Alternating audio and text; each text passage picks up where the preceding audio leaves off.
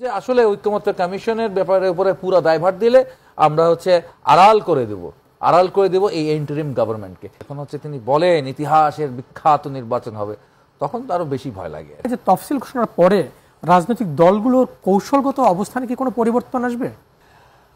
অনেক প্রত্যাশার পর, অনেক প্রতীক্ষার পর, অপেক্ষার পর অবশেষে আমাদের নির্বাচন কমিশন তারিখটা ঘোষণা করলো। তারিখটা পেলাম আমরা যে একটা 12ই ফেব্রুয়ারি, তফসিলের মাধ্যমে তারিখ পেলাম 12ই ফেব্রুয়ারি নির্বাচন হবে।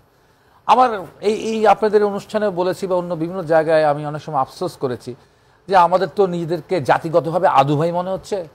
আমাদের 1 বছর পর নেপালে গণ অভ্যুত্থান হলো, নেপালিরা জানে আজ থেকে আরো 3 মাস আগে যে 6 মার্চ তাদের 2026-এ নির্বাচন হবে, কিন্তু আমরা জানি না আমাদের নির্বাচন কবে হবে, মধ্যে ফেব্রুয়ারিতে হবে, রোজার আগে হবে। এই না জানার কারণটা বা এটা নিয়ে যে টালবাহানার কারণটা খুব রহস্যজনক।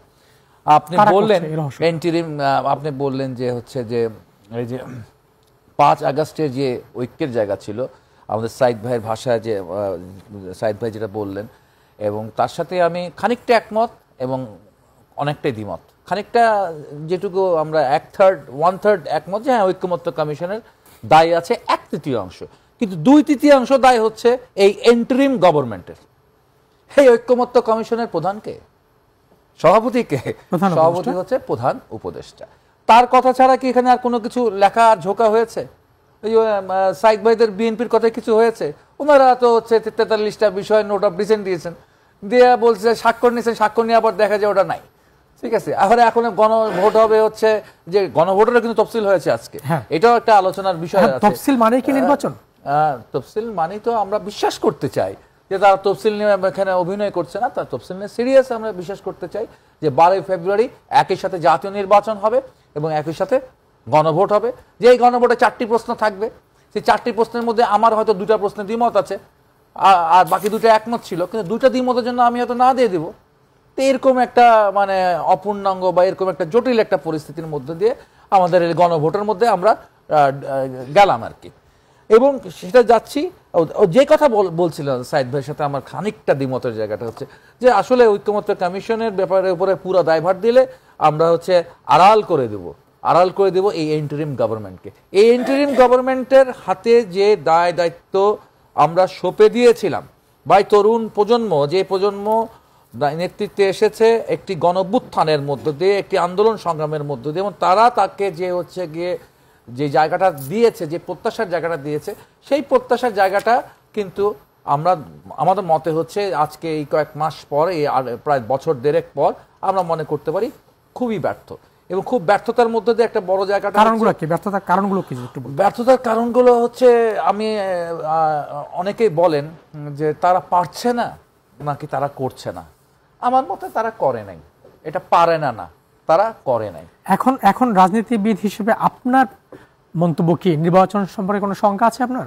নির্বাচন সম্পর্কে শঙ্কার জায়গা তো অনেকটাই, এখনো আমরা গিয়ে খুব একটা স্বস্তি পাচ্ছি না। কারণটা কি? তার কারণ যে সিঁদুরে পোড়া গাই তো আমরা মেঘ দেখলেই ডরাই। ঠিক আছে, তো সেই ক্ষেত্রে যে যখন বেশি উচ্চাশা প্রত্যাশা করে, সাইদ ভাই যেটা বললো আর কি, যখন তিনি বলেন ইতিহাসের বিখ্যাত নির্বাচন হবে, তখন তো আরো বেশি ভয় লাগে আর কি।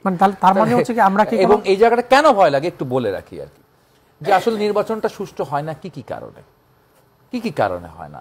একটা কারণ যে এখানে ইঞ্জিনিয়ারিং হয়, এখানে একটা ম্যানিপুলেশন হয়, এখানে মাসেলের একটা ব্যাপার থাকে, এখানে মানির একটা ব্যাপার থাকে। তো মাসেলের ব্যাপারটা থেকে তো আমরা ভয়মুক্ত হইলাম না, কারণ এখন তো মাসেলের নতুন ভার্সন আসছে, মব। দেখা গেল নির্বাচনের দিন মব এসে ভোটের বাক্স নিয়ে চলে গেল। আমার পুলিশ বললো আমরা তো পারছি না, আমরা দুর্বল।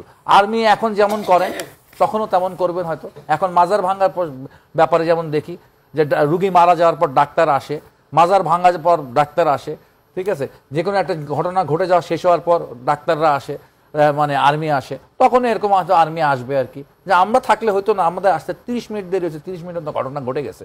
তো এই যে মবকে নিয়ন্ত্রণ করতে পারবেন, আমি একটু মনে করি না। বর্তমান যে পুলিশ টুলিশ সবকিছু আছে, আইন শৃঙ্খলা পরিস্থিতি যেটুকু হয়েছে, আর এই যে অস্ত্রশস্ত্র যেগুলো আছে, হ্যাঁ, নানান সময় লুটপাট হয়েছে, আবার নাকি নতুন অস্ত্র দেশে আমরা পড়লাম কয়েকদিন আগে রিপোর্ট, যেখানে আবার নতুন অস্ত্র পাচার হয়ে আসতেছে। এই যে এত অস্ত্রের রমরমা রয়েছে, তার মধ্যে পরিস্থিতি জটিলের দিকে যাবার সম্ভাবনা আছে, এটি নির্ভর করে কতটুকু যাবে আর কতটুকু যাবে না, তা একান্তই ভাবে আসলে পরিস্থিতি